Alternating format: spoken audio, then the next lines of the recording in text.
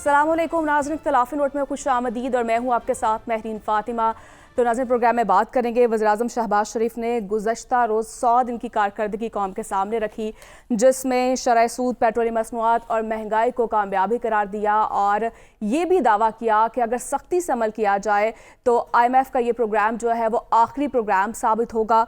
और साथ ही साथ उन्होंने कहा कि ख़जाने पर बोझ तमाम इदारों को ख़त्म करने, FBR की 100% डिजिटलाइजेशन करने, आने वाले दोस्त ममालिक से बड़ी सरमायाकारी का भी उन्होंने ऐलान किया है। और साथ ही साथ उन्होंने ये भी दावा किया कि पाकिस्तान मुआशी मुश्किलात से निकल कर तरक्की और खुशहाली के रास्ते पर गामजान हो रहा है।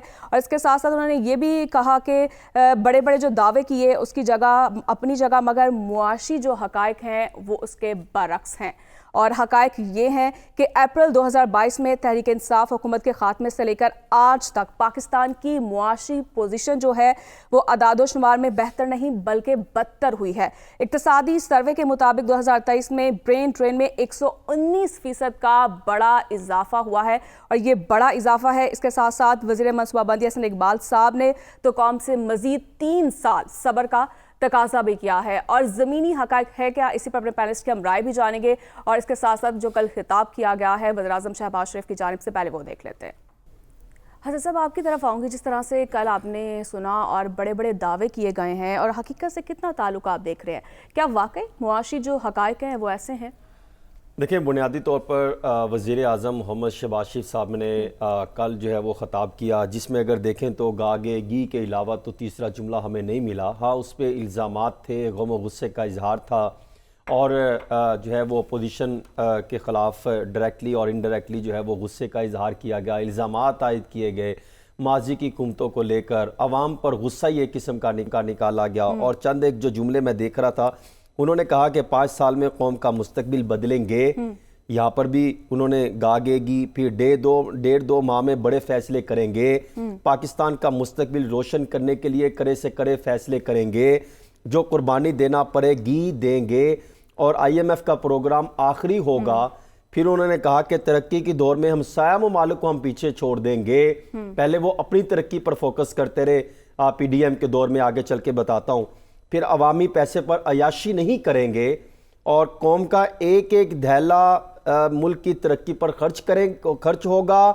2 माह में मुस्बत नताइज दूंगा, शरह सूद में कमी से सरमायाकारी बढ़ेगी, कर्जे कम होंगे, मुल्क पर बोझ बनने वाले अदारों का खात्मा करेंगे और गुर्बत बेरोजगारी की कमर तोड़ देंगे।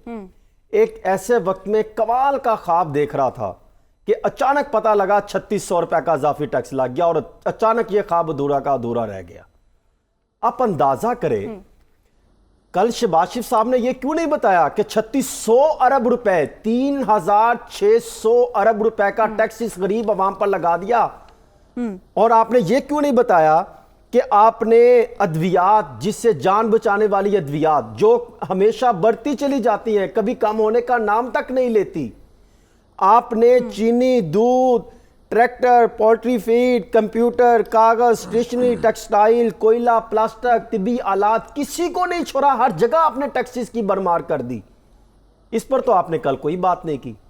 बताते कि हमने जो 3600 अरब रुपए का इजाफी टैक्स लगाया है, इससे हर चीज महंगाई होगी, इससे हालात तब्दील नहीं होंगे। वो गागेगी की गर्दान हमें सुनाई। वो जिस तरह एक है ना, वो कहते वो पढ़ाते थे ज़राबा ज़राबा ज़राबू ज़राबा ज़राबा ता ज़रब ना ज़रब, तो वो सेम वही गेम हमने देखी कि मैं ये करूंगा, वो होगा, ये इस तरह होगा। मंशूर तो हम पहले ही सुना चुके, अवाम को बता चुके कि ये इतना कमाल का जो है इन्होंने जो मंशूर बनाया, मंशूर में बड़े बड़े दावे किए, ऐलानात किए, हकाइक से जिसका ताल्लुक नहीं बनता था। और फिर जो इदादो-शुमार रखे, देखे ये डॉक्यूमेंट, जो इदादो-शुमार मैं अपनी तरफ से तो नहीं पेश कर रहा, इन्हीं के दस्तावेजात है। आप देखिए, इनफरादी टैक्स की शरह 35%, कारोबारी आमदन 45%, सुपर टैक्स 10%, सेल्स टैक्स 18%, जो GST अभी लगाया है। आगे आ जाए, फिर पर्सनल इनकम टैक्स, फिर प्रॉपर्टी विद होल्डिंग टैक्स, फिर स्टॉक मार्केट सिक्योरिटी उसको बढ़ा दिया गया। एक तरफ आप ये काम कर रहे हैं और दूसरी तरफ आप बता रहे हैं कि हालात तब्दील हो जाएंगे। इन हालात को देखते हुए फिर दूसरा 8500 अरब रुपए का खसारे से आप अगले माली साल का आगाज करने जा रहे हैं। उस पर भी आप थोड़ा सा ध्यान दें, उस पर कोई बात नहीं की। आगे आ जाइए, देखिए फिर आगे उन्होंने कहा अशराफिया, उन्होंने 2-3 दफा अशराफिया की बात की। अब अशराफिया कौन है? अब उसकी एक ताज़ा एग्जाम्पल हम भूल गए, हम उसको थोड़ा सा मलूज़े खातर रखें। इन्होंने कहा कि हमने फौरी तौर पर टेक्सटाइल के लिए उन्होंने शायद कोई बिजली का यूनिट कम किया, और दूसरी तरफ अगर आपको पता है ये बिजली का यूनिट कम करने से कितना जो है वो इनको लॉस होगा, 240 अरब रुपए का। यानी वहां से 240 अरब रुपए और वहां से आपने दीगर जगहों पर टैक्सेस लगा के 140 अरब रुपए, 100 अरब रुपए का यहां पर जो है वो आपने रात के अंधेरे में अवाम को, सोते हुए अवाम के आपने डाका डालने की कोशिश की है कि अवाम उनको फायदे दे दिया अशराफिया को, और यहां पर अवाम रुलती दिखाई दे रही है। फिर आगे आ जाइए, फिर उन्होंने कहा अशराफिया कौन है? बैरून मुल्क जायदादें इनकी, सरकारी खजाने से प्रोटोकॉल इनके, म्यूचुअल लीगल असिस्टेंट के लिए नैब लिखता रहा, डॉक्यूमेंट्स आए। ये वो तरक्की थी जो पीडीएम के दौरे हुकूमत में आके इन्होंने की। अपने एसेट्स बढ़ गए, गरीब के एसेट्स नहीं बढ़ सके। गरीब एक मल्ला लेने के लिए तरसता रहा, एक वक्त की रोटी खाने के लिए तरसता रहा, उस पर भी आपने टैक्सेस लगा दिए। वो तो मेहरबानी है कि वजीर आला पंजाब की, इन्होंने जाके रोटी के कुछ जो है वो कम किए, कोई हालात बेहतर किए, वरना शहबाज शरीफ साहब की शहबाज स्पीड तो पंजाब में नाकाम होती चली जा रही थी। वफाक में गए, कौन सी स्पीड, वो तो बर्बादी स्पीड चलने लगी। आगे आ जाइए, अवाम के पैसों पर वो क्या याशी नहीं करेंगे। आप ये देखिए 1.5 अरब रुपए से जायद का प्राइम मिनिस्टर हाउस और प्राइम मिनिस्टर ऑफिस का जो है वो बजट रखा जा रहा है। फिर आगे आ जाइए, सदर पार्लियामेंटेरियंस के लिए रखे गए हैं। फिर सेनेट में 9 माह के दौरान 2 अरब 40 करोड़ रुपए के खर्चे किए गए, जिसमें तोहफे तहाए, बैरून मुल्क दौरे, ये अलले तलले जो है वो खर्चे किए गए। सरकार के अवाम के टैक्सों से उनको उनके निचोड़ के उन्होंने टैक्स लिए गए। और क्या किया? आगे आ जाइए, फिर कौन से अखराजात कम किए? अब देखिए ना, देखिए अखराजात कौन से कम करने होते हैं। ये एक बयानिया बनाने की कोशिश कर रही है मुस्लिम लीग नून, वहां से नवाज शरीफ साहब लगे हुए, यहां से शहबाज शरीफ साहब लगे हुए, मिलता मुलता उनको कुछ भी नहीं है। खसारा इस तरह कम होता है, मुझे ये बताएं। एक तरफ आप कहते हैं हम खसारा कम करने चले, दूसरी तरफ आप कह रहे हैं हम टैक्सेस लगा रहे हैं, तीसरी तरफ आप कह रहे हैं कि हमने अशराफिया को नवाजना नहीं। 4,000 अरब रुपए की जो इस साल रवा माली साल जो चल रहा है, जो अशराफिया जो खामोश बैठी है, जो इनको पुश करते हैं लगो लगाओ और गरीबों पर टैक्स लगाओ, वो जो कहती हैं, वो जो कहते हैं IMF जो प्लान दे रहा है आपने सेम टू सेम लगाना है, हमारी तरफ नहीं आने देना। उसकी भी मैं बताता हूं कि IMF कहता क्या है। जो अवाम को बेवकूफ बनाते, देखिए वहां पर इनको फायदा होता है, वही इनको सपोर्ट करते हैं कि आप इक्तदार में बैठे, हमें हमारा काम होता चले जाएगा। IMF कहता है खर्चे कम करो, ये कहते हैं हमने वो काम नहीं करना जितना आप कह रहे हैं, टैक्स कलेक्शन करनी, हम उधर डाल देते हैं। क्या इस तरह खसारा कम होगा? खसारा कम करने के लिए अखराजात कम करने पड़ते हैं, लॉन्ग टर्म प्लानिंग नजर आती है। हमें तो कल prime minister of Pakistan Shehbaz Sharif साहब की तकरीर में अपोजिशन लीडर की झलक नजर आ रही थी कि अपोजिशन लीडर इस तरह की तकारीरें करते हैं। अपोजिशन लीडर को तकारीरें ऐसी तैयार करके दी जाती हैं, पाकिस्तान टेलीविजन पे बैठ के आप एक गागी की कहानी गरीब आवाम को, 24 करोड़ आवाम को सुना रहे, जिस पर आपने दूध पर टैक्स लगा दिया, जिस पर आपने खाने पीने पर टैक्स लगा दिया, रहती कहती कसर आपने तनख्वाहदार तबके पर टैक्स लगा दिया। मतलब कि हैरत नहीं क्या? ये अपने मिल मालकान, मैं आपको बता रहा हूं, ये खबर ले ले, ये जो जब ये किसानों का मामला चल रहा था तो पंजाब के एक महकमे ने मेरिट पर उन्होंने इनको नोटिस भेज दिया, किसी एक शख्सियत को जो बहुत बड़े जिससे जो शराफिया में शुमार होते हैं, और उनका कहीं ना कहीं से लिंक जाके बहुत बड़े एक आला हुकूमती ओहदेदार से भी लिंक बनता है। जब वो नोटिस चला गया तो आपको अंदाजा है उसके बाद क्या हुआ? उस ऑफिसर की दिन रात एक कर दी, जीना हराम कर दिया कि तुमने नोटिस भेजा कैसे। लेकिन मेहरबानी है पंजाब हुकूमत की, उन्होंने कहा नोटिस चला गया है, अरबों रुपए की किसानों को अदायगियां करनी है, दे फैसलाबाद डिवीजन तलाश कर लें वो कौन सी मिल हो सकती है जो फैसलाबाद डिवीजन वालों को खत लिखा गया, उसके बाद उन्होंने कहा इंप्लीमेंट कराएं। पता नहीं उसके बाद वो फिर लेटर कहां गया, कौन से किसान बेचारे रुलते चले गए। हम उनसे मांगते हैं कि जनाब ये हुक्मरान अवाम का किसानों का ख्याल रखेंगे, ये तो खुद किसानों के जो है वो उन्होंने बकाया जात नहीं दे सके जिन पर इल्जामात लगता था। डॉक्यूमेंट्स मेरे पास मौजूद है, खुद डॉक्यूमेंट लिखा गया था। तो ये मतलब कि आप अंदाजा तो करें, अशराफिया को नवाज दिया, तनख्वाहदार तबके पर आपने टैक्सेस की स्लेब काट के आपने जो डायरेक्शन थी उस पर इंप्लीमेंट करना शुरू कर दिया। एक तबका है जो मेरिट पर टैक्स देता है, वो है तनख्वाहदार तबका, जिसे वो आप कहीं से भी 2 नंबरी नहीं कर सकते। आपने उस पर और बोझ डाल दिया, बजाय कि आप बताते, आप कहते कि ये हमें कहा हमने इकोनॉमी और पॉलिटिकल इकोनॉमी में फर्क रखते हुए हमने पॉलिटिकल इकोनॉमी का सिस्टम आगे लेके चलना है। पॉलिटिकल इकोनॉमी क्या है?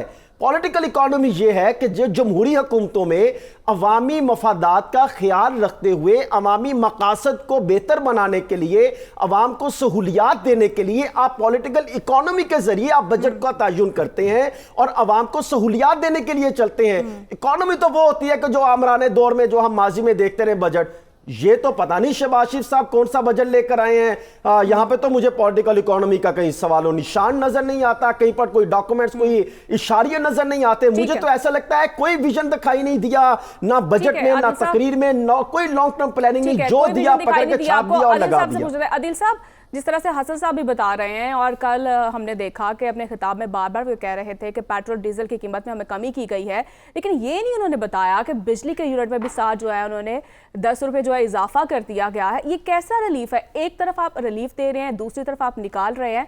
क्या लग रहा है आपको वाकई जो है अवाम जो है वो मुतमईन है कारकर्दगी से? देखिए, मैं आपका सवाल ठीक तरह सुन नहीं पाया, लेकिन जो मैंने कुछ अंडरस्टैंड किया कि जो आप कह रही हैं कि एक ऐसा रिलीफ है कि इंडस्ट्री को 10 रुपये सस्ती बिजली दी और दूसरी जानिब जो नेपरा ने बिजली की कीमत में 5 रुपये फ़ी यूनिट बुनियादी टैरिफ में इजाफा, जो मैं ये समझाऊँ आप ये कहना चाह रही हैं। जी। देखिए, बिजली की कीमत में जो इजाफा है तो उसमें उसका एक तरीक़ाकार है, उसके लिए एक रेगुलेटरी अथॉरिटी है।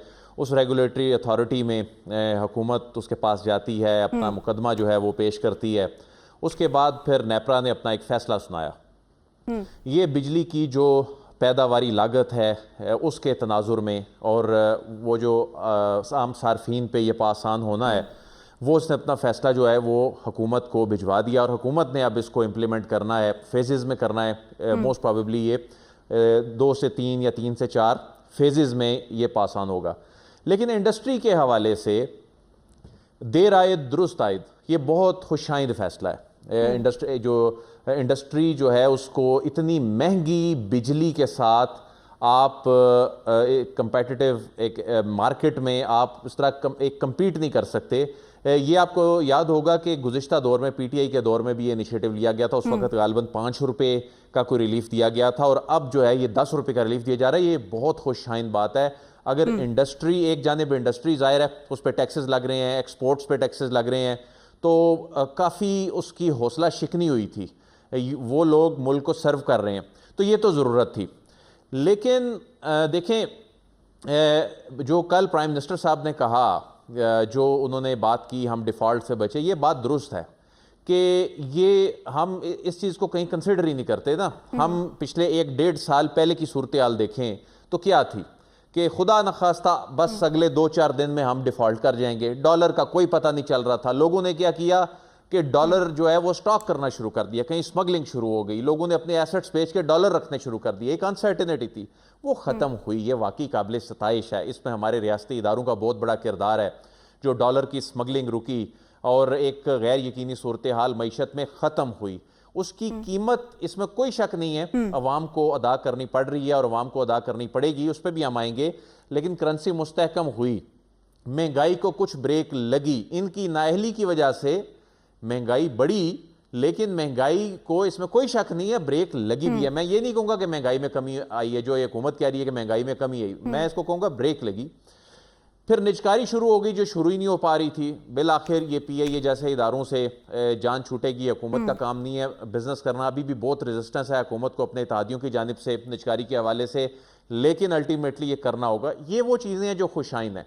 एक और चीज़ भी खुशाइंद है, लेकिन उसमें बहुत से खदशात हैं। मिसाल के तौर पर ये जो 3800 अरब रुपए के टैक्स की बात हो रही थी, देखें टैक्स इकॉनमी का जब साइज बढ़ेगा, टैक्सेस जो हैं वो भी बढ़ेंगे।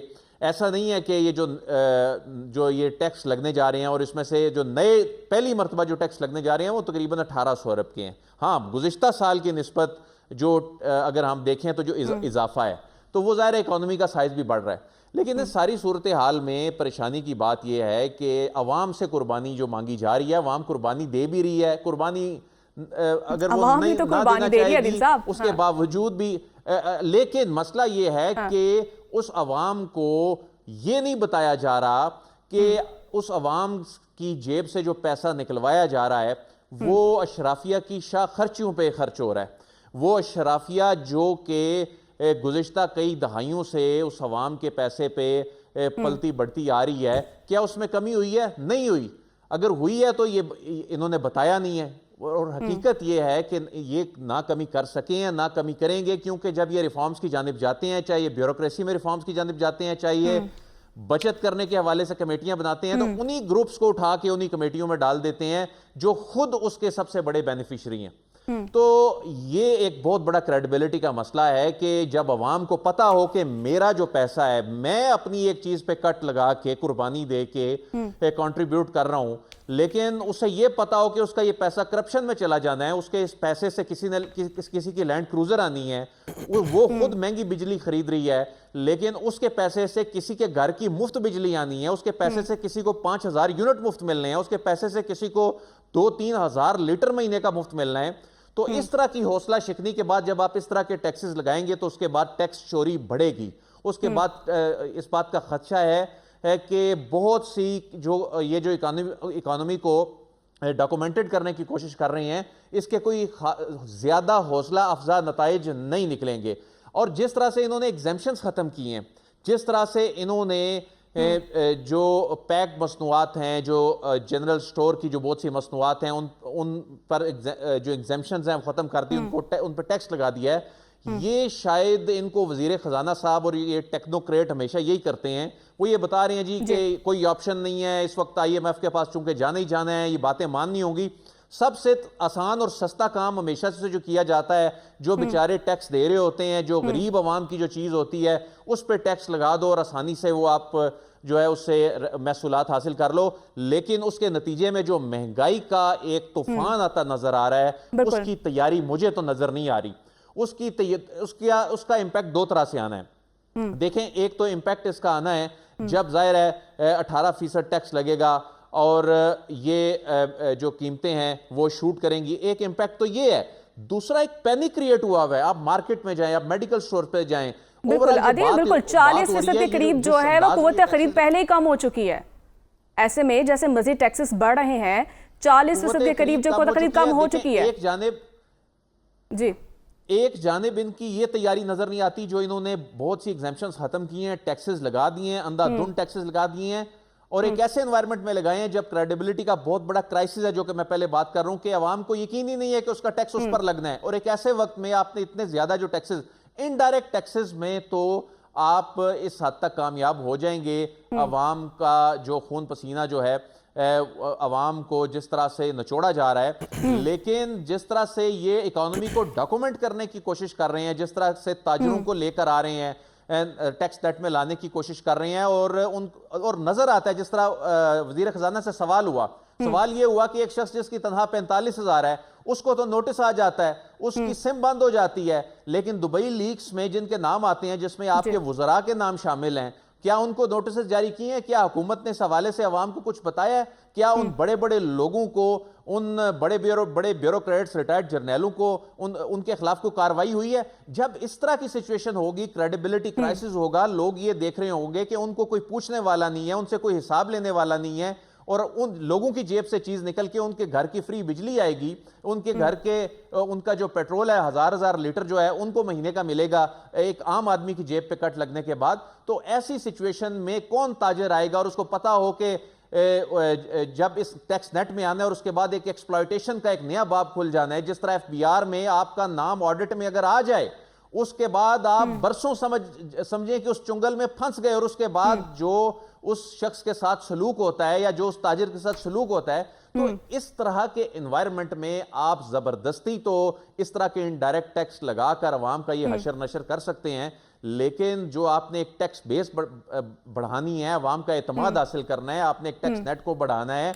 आपने इस मईशत को आगे लेके चलना है, वो थपकी, वो अवाम का जो एतमाद हासिल करना है, अवाम को जो आपने थपकी देनी है, आपने साथ लेके चलना है, उसका कॉन्फिडेंस हासिल करना है, वो नजर बिल्कुल भी नहीं आ रहा। एक चीज मैं आपको बताऊं कि अभी अदील वराय साहब ने दो बातें की। एक उन्होंने कहा कि जो बड़ा अच्छा फैसला था इंडस्ट्रियल सेक्टर में 10 रुपए जो उन्होंने बिजली का काम किया, ये शहबाज शरीफ साहब का इसमें कोई कमाल नहीं, नेपरा ने जो अजाफी असल कीमत से जो अजाफी चार्जेस लिए जा रहे थे वो खत्म किए हैं। तो मेहरबानी करके जो आवाम से अजाफी चार्जेस जो लिए जा रहे, असल कीमत बिजली से ज्यादा अजाफी जो लिए जा रहे, वो अगर ये वापस कर लें तो मेहरबानी है। जरा दिल बराई साहब इनकी भी फिर तारीफ करेंगे कि इन्होंने बहुत अच्छा काम किया, इसकी तरफ भी थोड़ा सा ध्यान करें कि अवाम से जो बिजली के टैक्सेस अदील बराई साहब का या मेरा और आपका बिजली का घर आता, बिजली का बिल आता है, उसमें असल कीमत के बाद अजाफी टैक्सेस लगाए गए हैं। ये अजाफी 10 रुपए उनका काम किया है और इसमें 240 अरब रुपए जो हुकूमत के पास जाएंगे। सिर्फ एक दो बंदे मिले जाके उन्होंने कहा कम कुम कर दो और बाकी बरामदाद और बाकी चीजों पे जो पैसे लागे। दूसरा जो बात हो रही थी कि माजी की हुकूमत के और आज के दादो शुमार, मैं ज्यादा डिटेल में तो नहीं जाता, ये डॉक्यूमेंट्स हर चीज डॉक्यूमेंट्स पढ़ी है, पढ़ने के लिए आपको आधा घंटा चाहिए, हर चीज मैं कहता हूं दूध का दूध और पानी का पानी क्लियर कर देते हैं। डॉलर 2022 में जब इमरान खान की हुकूमत गई थी 184 पे था, आज 287 288 पर स्टैंड करता है। जो महंगाई थी 12.7 पर थी, 38 से कम होके किसी हद तक जो है अभी भी 12.7 तक स्टैंड नहीं की। जबरदस्ती ये दावे कर रहे हैं 11% पर आ गई। पेट्रोल 150 से 273 तक पहुंचा। बिजली 9 रुपए 50 पैसे से बढ़ के 27.14 तक जा पहुंची। फिर आगे आ जाइए, गैस 350% तक इजाफा हुआ। फिर मैं आपके सामने एक और इदादो शुमार रखता हूं जिसको रिजेक्ट नहीं किया जा सकता। देखिए डॉक्यूमेंट से बताते हैं कि इसहाक डार साहब की हुकूमत में सबसे ज्यादा गुज़श्ता 5-6 सालों में सबसे ज्यादा खसारे का बजट था, सबसे ज्यादा। इसहाक डार साहब की जब हुकूमत थी 52% खसारा हुआ है, 7,505 उस टाइम खसारा था जब इन्होंने बजट पेश किया था 2023-24 का, और आज जब पेश किया जा रहा है 8513% बढ़ा है, यानी उनके दौर में सबसे बड़ा। उससे पहले अगर आप चला जाए तो आपको नजर आएगा हमाद अजहर की जब हुकूमत थी, जब उन्होंने बजट पेश किया पीटीआई की हुकूमत थी तो 51% था, वहां पर भी चीजें मैच नहीं करती। फिर आगे आ जाइए, जो मईशत की ये बातें करते हैं, जब 2022 था तो उस टाइम 6.18 पे मईशत स्टैंड कर रही थी, उसकी शरह नमू जो तरक्की जीडीपी का साथ लिंक करते, तो आप अंदाजा करें इस वक्त जो है वो 3.6 का जो है ये फिगर दिया जा रहा है, 2.38 पर स्टैंड कर रही है। तो हम किस तरीके से, अभी भी वो कह रहे हैं 3.6% पे हम मुआशी जीडीपी की वो मुआशी तरक्की जो है वो शरह नमू तक पहुंच सकते हैं। उसके लिए लॉजिक क्या है? लॉजिक ये है, हकाइक ये है कि कब हम पूरा कर सकते हैं, अवाम को तो समझना चाहिए। कैसे पूरा होगा ये? उस वक्त पूरा कर सकते हैं 4 चीजें। जब आपकी सरमायाकारी आएगी, नंबर 1 मिनट सर मैं बात पूरी कर लूं। दूसरी चीज, इंटरनली जो पाकिस्तान में जिनके पास सरमाया है, सरमायाकार लोग पाकिस्तान में मौजूद हैं, उनके लिए माहौल उनको मिलेगा। तीसरा, सियासी इस्तेहकाम आएगा। ये तमाम चीजें आपस में लिंक करती है। फिर आपके पास एक लॉन्ग टर्म प्लान होगा मईशत को संभाला देने का, तो अभी तो हमें कोई चीज नजर नहीं आ रही। फिर आगे सनती तरक्की 7.01 पे थी 2022 में, आज 4.4 ये दावा कर रहे हैं, 1.21 पर खड़ी है, हदफ हमारा 4.4 था। और ज़राअत की जो दावा कर रहे हैं उस टाइम से, अच्छा फिर मुझे ये समझ नहीं आती कि ये इदादो शुमार का ऐसा गोरख धंधा घुमाते हैं कि मुवाजना करते उस वक्त दौरे हुकूमत का जब मुश्किलात थी, और अपने ही, और हैरत की बात है अपने ही पीडीएम के दौरे हुकूमत का अपने ही 1 साल के साथ मुवाजना करते। तो ये जो पीडीएम के बाद जो निगरान हुकूमत बनी थी, इसमें क्या इनके बंदे मौजूद नहीं थे? ये तो उसी का तसलसल था। जब ये बने तो उस टाइम क्या था, चीमा साहब भी फेडरल हुकूमत में मौजूद थे, पहले भी मौजूद थे, अब भी मौजूद थे, तो उस टाइम भी हालात तो वही थे। इसी तरह बाकी लोग भी कुछ चेहरे आपको नजर आएंगे। तो कहने का मकसद ये है कि हालात इन्हीं के पास थे, इन्होंने बेहतरी करने के दावे करने थे। आज ये गागेगी की बात ना करे, आज अशराफिया को ना नवाजें, ऑफिसर्स की तनख्वाहें ना बढ़ाएं, कारकर्दगी बेस, परफॉर्मेंस बेस हालात को आगे लेके चले। कोई गाइडलाइन अभी तक कहीं पर नजर नहीं आती, कहीं पर कोई चीज हमें नजर नहीं आती, सिवाय एक चीज है SIFC के। उसके अलावा हमें कोई यहां पर प्रोफेशनल चीज हमें कोई नजर नहीं आती। बजट बनाने वाले प्रोफेशनल हमें दिखाई नहीं देते, हमें उसको फिर प्रोजेक्शन करने वाले हमें कोई इसमें कोई हकाइक चीज नजर नहीं आती। इदादो शुमार उस तरह पेश किए जाते हैं कि अवाम की हमदर्दी मिलेगी, अवाम की हमदर्दी उस वक्त मिलेगी जब उनके घरों में फायदा पहुंचाने के लिए इदादो शुमार दिए गए हैं। सिर्फ ये हसन साहब अभी कहना चाह रहे हैं। तो नाज़रीन यहाँ पर मैं शामिल करूंगी एक छोटी सी ब्रेक, स्टे विद अस।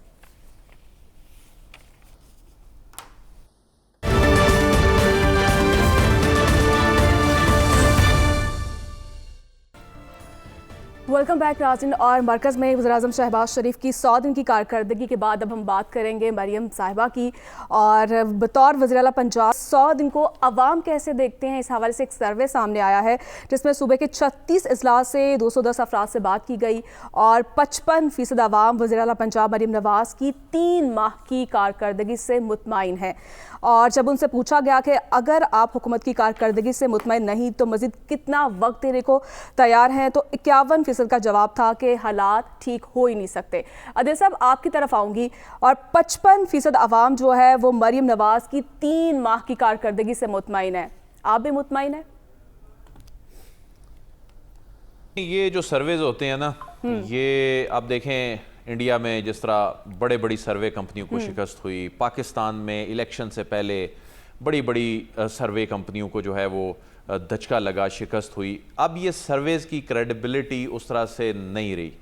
अब लोग रियल टाइम में चीज़ें खुद ऑब्जर्व करते हैं, सोशल मीडिया पे एक्सप्रेस करते हैं। अगर आपने किसी सूरत हाल में कोई किसी ख़ास सिचुएशन में कोई अवाम की जो पल्स है वो जांच नहीं है, तो आप सोशल मीडिया में उसको गेज कर सकते हैं। देख, ये जो सर्वेज हैं, हम इस पे नहीं जाते, हम ओवरऑल बात कर लेते हैं कि मरियम नवाज साहिबा जो हैं। अच्छा, मरियम नवाज साहिबा का अगर आप कंपैरिजन करें ना शहबाज शरीफ साहब को वफाक में बैठे हुए, तो वो बनता नहीं है। वो इसलिए नहीं बनता कि शहबाज शरीफ साहब के चैलेंजेस डिफरेंट हैं, मरियम नवाज साहिबा के सामने चैलेंजेस डिफरेंट हैं। शहबाज शरीफ साहब जिस हुकूमत की सरबराही कर रहे हैं उसने कमाना है, मरियम नवाज साहिबा जो हैं उनकी हुकूमत ने लगाना है। लेकिन ये सारे सूबों के लिए है। लेकिन आप बाकी सूबों के साथ जब उनका कंपैरिजन करते हैं तो नज़र आता है इसमें ऑप्टिक्स के मामले में वो लीड कर रही हैं। वो नज़र आता है कि वो मुख्तलिफ एक्टिविटीज़ में नज़र आ रही होती हैं। वो कभी फोर्सेस के दरमियान खड़ी नज़र आ रही हैं, कभी वो जो है वो आम आवाम के अंदर बैठी हैं। होते ये टैक्टिक्स ही हैं, ये सबको पता है, आवाम जान चुकी है। लेकिन बहरहाल एक एक्टिविटी नज़र आ रही है, उसमें अगर वो रोटी सस्ती करने के हवाले से इनिशिएटिव ले रही हैं, वो लैपटॉप स्कीम रिवाइव करने के हवाले से इनिशिएटिव ले रही हैं, वो किसान कार्ड के हवाले से इनिशिएटिव ले रही हैं, वो दीगर जो सोलर प्रोवाइड करने के हवाले से, ट्यूबवेल जो हैं उनके हवाले से। ठीक है अदिल, यानी कहीं ना कहीं जो है वो अच्छे कर रही हैं पंजाब में। तो नाज़रीन, यहाँ पर शामिल करेंगे एक छोटी सी ब्रेक।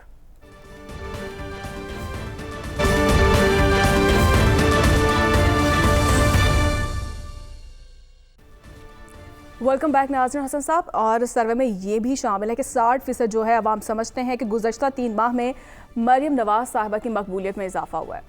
देखें, एक चीज़ मैं आपको बताऊं, कोई भी हुकूमत हो, कोई भी काम शुरू करें, उसका जो पहले 3 माह होते हैं उसका इम्पैक्ट बहुत ज़्यादा जो है वो मुतासिर करता है। अगर तो नेगेटिव इम्पैक्ट हो, जब बुज़दार साईं आए थे तो बुज़दार सरकार की हुकूमत चली तो पता चला कि मामला किस तरीके से चल रहे हैं, ट्रांसफ़र पोस्टिंग में किस तरीके से पैसा चल रहा है, इस तरह के इल्ज़ामात भी लगे, ठेकों के मामला आए, और फिर किस तरीके से वो एक बयानिया चला, वो एक इम्पैक्ट बना और वो इम्पैक्ट बढ़ता चला गया। वो इस हद तक गया कि पंजाब में करप्शन की लहर थी। बताया जाता था पैसे दें, एक्सीएन लगा लें, फलां डीजी लग गया, फलां डीसी, फलां कमिश्नर, फलां मामला लग गया। ये इल्जामात इतने उभरते चले गए कि मामला कंट्रोल नहीं हो सके। और फिर उसके बाद एक ब्रेक आई, मोशन स्पीड हमने देखी। फिर उसके बाद एक बहुत बड़ा चैलेंज था कि तमाम चीज़ों का मुकाबला करते हुए वज़ीर आला पंजाब कोई बने और बनने के बाद एक इम्पैक्ट लेकर आए कि अवाम को पता चले कि वाकई को हमारे मसाइल हल करना चाहता है। तो मैं ये समझता हूं कि बतौर खातून वज़ीर आला पंजाब मरियम नवाज शरीफ ने 100 दिन में एक इम्पैक्ट बनाने में कामयाब हो गई हैं कि वो वाकई डिलीवर करना चाहती हैं, डिलीवर करना जानती हैं। और ये सिर्फ 100 दिन का इम्तिहान नहीं है, 100 दिन का तसलसल चाहिए। जो बड़े बड़े विजन रखे गए, हमने डॉक्यूमेंट्स में चीजें देखी, जो अवाम 55% अवाम अगर एतमाद कर रही है, इसको 100% नहीं तो 90% पर लेकर जाना है। और वो कैसे आएगा? वो आएगा शफाफियत पर, इंप्लीमेंटेशन पर, मामलात में हक मेरिट पर, इन चीजों को फोकस करेंगे। देखें, अभी तक तो कोई ऐसी हमें इतला नहीं मिली पंजाब में कि कोई पैसे दे के लगा हो, कहीं पर पैसा चल रहा हो, कहीं पर ठेके चल रहे हो, ऐसे तो कोई मामला नहीं देखे। और ये एक चीज जो मैंने 3 माह में देखी कि वजीर आला इनएक्टिव रही मार्केट में। पंजाब हुकूमत का जो विजन अब अवामी देख रहे हैं, और इसके साथ ही जो है राज़ी प्रोग्राम का वक्त भी खत्म हुआ चाहता है। मुझे इजाजत दीजिए, अगले हफ्ते आपसे मुलाकात होगी।